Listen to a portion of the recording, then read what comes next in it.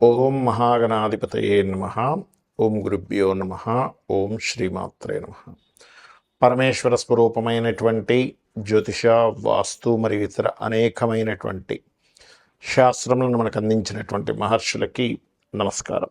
హయగ్రీవ హయగ్రీవ హయగ్రీవేతి యోపదేత్ తస్య నిస్సరతే వాణి జన్హుకన్యా ప్రవాహవత్. అరుణాం కరుణాతరంగితాక్షీం ధృతపాశాంకుశపుష్పబాణచాపాం అనిమాదిభిరావృతాం మయూకైః అహమిత్యేవ విభావయే భవానీ. శ్రీమాత్రే నమః. ప్రేక్షకులకి ఆ లలితాంబిక అమ్మవారి యొక్క అనుగ్రహం పరిపూర్ణంగా కలగాలని మనస్ఫూర్తిగా కోరుకుంటూ మనం ఈరోజు చెప్పుకోబోయేటువంటి టాపిక్ ఏమిటి? మనం ఎన్నో కష్టాలు పడుతూ ఉంటాం. అప్పులు,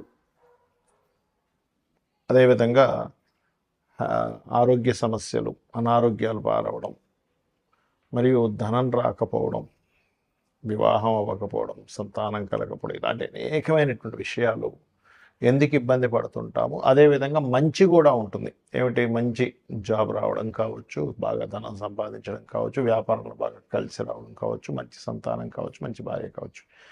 ఇవన్నీ అసలు ఎందుకు జరుగుతాయి?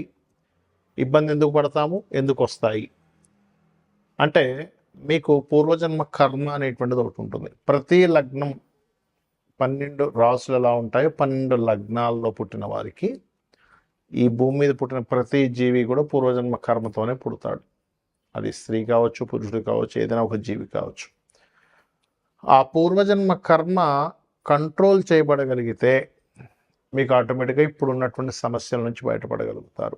అది ఎలాగ చేసుకోవాలి? ప్రతి లగ్నంలో పుట్టిన వారికి ఆ పూర్వజన్మ కర్మను ఎలా తగ్గించుకోవాలి, పుణ్యాన్ని ఎలా పెంచుకోవాలి అనే విషయాన్ని ఇప్పుడు మనం తెలుసుకుందాం. అయితే ఈ విషయాలు చెప్తుంది నేనైనప్పటికీ కూడా చెప్పిస్తుంది సాక్షాత్ లలిత అమ్మవారిగా భావిస్తూ ఒక్కొక్క లగ్నం నుంచి తెలుసుకుందాం. లగ్నం తెలియని వారు రాశి నుంచి చూసుకోండి. మిథున లగ్నము, మిథున రాశి. మిథునం వారికి ఉండేటువంటి గొప్ప లక్షణం ఏమిటి అంటే, వాళ్ళకి తెలివితేటలు అధికంగా ఉంటాయి. బుధుడి యొక్క లగ్నం ఒక నడిచే వికీపీడియాగా చెప్తూ ఉంటాను. అలాంటి మీకు పూర్వజన్మ కర్మ ఏ రూపంలో వచ్చి మిమ్మల్ని ఇబ్బంది పెడతాది? ఒక్కొక్క వ్యక్తి ఆవేశపడకపోతే ఇబ్బంది, అంటే కోప్పడకపోతే ఇబ్బంది. కొన్ని సందర్భాల్లో కొన్ని లగ్నాలకి కోప్పడితే ఇబ్బంది. అందులో ప్రధానంగా బుధుడు లగ్నం అయినటువంటి మిథున లగ్నం.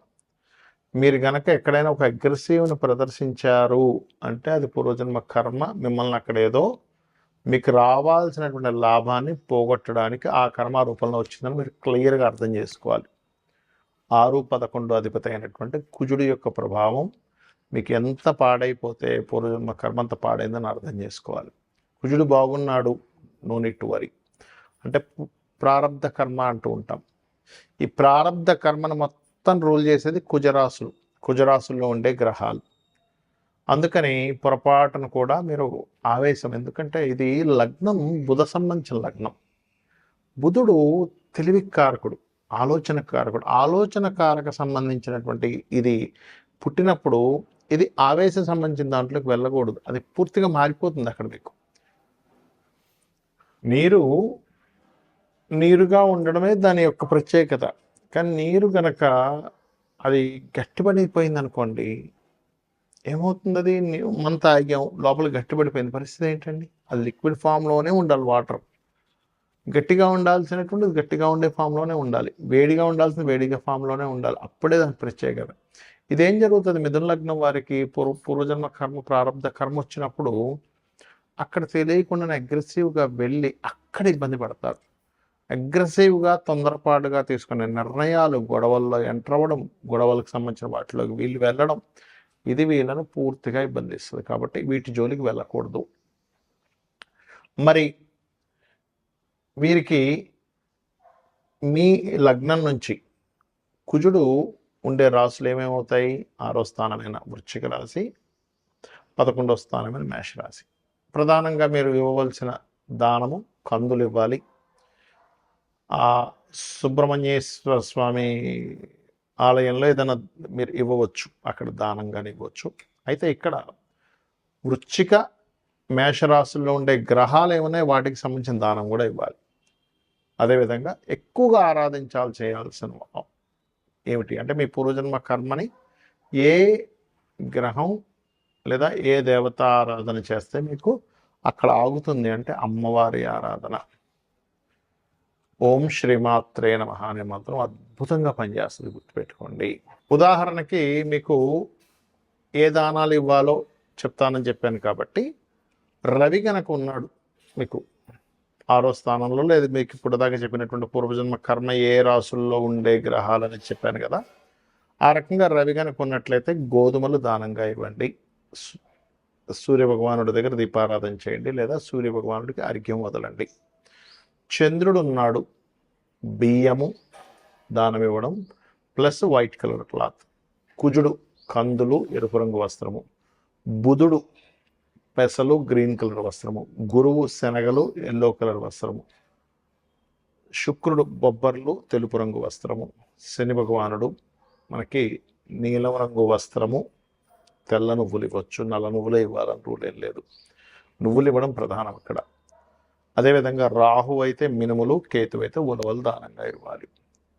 ఇవి ఇవ్వలేమండి, మాకు తీసుకునే వాళ్ళు లేరు, టెంపుల్స్ సరిగ్గా లేవు, తీసుకునే వాళ్ళు తీసుకోవట్లేదు, ఇంకోటి ఏదైనా మార్గం ఉందా అంటే, మీరు గోశాలకు వెళ్ళి గోధుమలు ఇచ్చే బదులు గోధుమ రవ్వ తినిపించండి గోవుకి, బియ్యం బదులుగా బియ్యం పిండి తినిపించండి గోవుకి, కందులు బదులుగా క్యారెట్స్ తినిపించండి, కుజుడికి సంబంధించింది. అదేవిధంగా పెసలు బదులుగా గోవుకి గోంగూర కూరగాయలు తినిపించండి, అందులో దేశీవాళి ఆవుకు తినిపించాలి.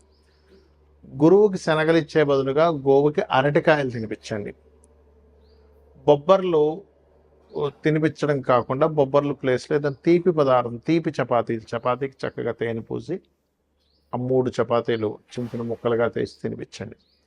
శనికి సంబంధించిన నువ్వులు దానం ఇస్తున్నాం కదా, నువ్వులు బదులుగా నువ్వులు తినిపించకూడదు గోవుకి తీసుకెళ్ళి, ఏదైనా ప్రెగ్నెన్సీ ఉంటే అది ఇబ్బంది అయితే మీకు ఇంకో దోషం ఏర్పడుతుంది. బెల్లము తినిపించండి చక్కగా గోవుకి, పిడికెడి బెల్లం పెట్టండి సరిపోతుంది. మినుములు బదులుగా మీరు 4 బెల్లపు ఉండలుగా చేసి తినిపించవచ్చు. కేతువుకి సంబంధించిన ఉలవలు బదులుగా గ్రాసము తినిపించవచ్చు గోవుకి. ఇది ప్రధానంగా చేయండి. అలాగే మీకు పంచమంలో ఉండే గ్రహానికి సంబంధించిన ఉపాసన చేయాలని చెప్పారు. పంచమంలో ఉండే గ్రహం ఏమిటి చూసుకొని, పంచమాధిపతి ఉన్నాడు, వెళ్ళి ఇంకో గ్రహంతో కలిసాడు, లేదా పంచమంలో ఏదైనా గ్రహం ఉంది. ఉదాహరణకి మేషలగ్నానికి అయితే పంచమాధిపతి రవి అవుతాడు, వృషభ లగ్నానికి అయితే బుధుడు అవుతాడు, కన్యారాశి అవుతుంది పంచమం, మిథున లగ్నం అయితే తులారాశి అవుతుంది పంచమం, కర్కాటకం అయితే ఈ రకంగా వృశ్చికం అవుతుంది, అంటే పంచమం కుజుడు అవుతాడు. అలాగా మీ లగ్నం నుంచి 5th లార్డ్ ఎవరో చూసుకొని ప్రధానంగా మీరు ఆ రకంగా సూర్యుడు ఉన్నాడు లేదా సూర్యుడు అయ్యాడు, అప్పుడు సూర్య భగవానుడే. చంద్రుడు ఉన్నాడు, ఎక్కువగా మీరు చేయవలసిన ఉపాసన దేవత రాజరాజేశ్వరి అమ్మవారు.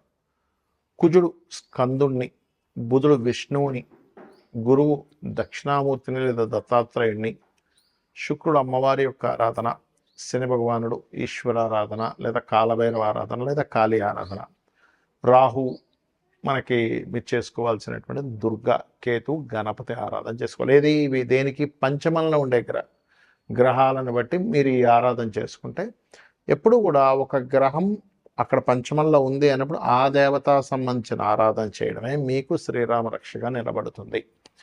మరి లగ్నం తెలియదు, రాశి తెలియదు, ఏం చేయాలి? సింపుల్, లలిత చదువుకోండి లేదా సూర్య నమస్కారాలు చేసుకోండి. నాకు నక్షత్రము, రాశి, లగ్నం ఏమీ తెలియదండి, నేనేం చేయాలి అంటే, దీనికంటే బెస్ట్ మరొకట్లేదు. చక్కగా ఉదయం నిద్ర లేచి సూర్య నమస్కారాలు చేసుకోవడం, మీరు సూర్యుడికి అర్ఘ్యం వదలడం, చక్కగా సూర్య భగవాన్ ఎదురుగా నిలబడి మనస్ఫూర్తిగా నమస్కారం చేసుకోవడం, లలితా సహస్రనామాలు వినడం కానీ చదవడం కానీ చేయండి ఉదయము సాయంత్రం. దానికి మించిన రెమెడీ మరొకట్లేదు. అలాగే ఇక్కడ మీ జన్మజాతకంలో ఎటువంటి గ్రహ దోషాలు, చాలా దోషాలు ఉంటాయి. బాలారిష్టాలని, లేకపోతే మీకు ఫలానా ఇల్లాంటిసనని, లేకపోతే ఫలానా రకరకాలు ఉంటాయి. ఎలాంటిది ఉన్నా ఒకటే గుర్తుపెట్టుకోండి, వీటన్నిటినీ నడిపించేది అమ్మవారు. అమ్మవారు నడిపిస్తుంది కాబట్టి నేను అమ్మవారిని పట్టుకుంటే శక్తిని ఇస్తుంది, తట్టుకునే శక్తిని ఇస్తుంది అనేటువంటి కాన్సెప్ట్ ఒకటి మీ మైండ్లోకి రావాలి. ఆటోమేటిక్గా మీకు అన్ని విధాలా బాగుంటుంది. శ్రీమాత్రే నమః.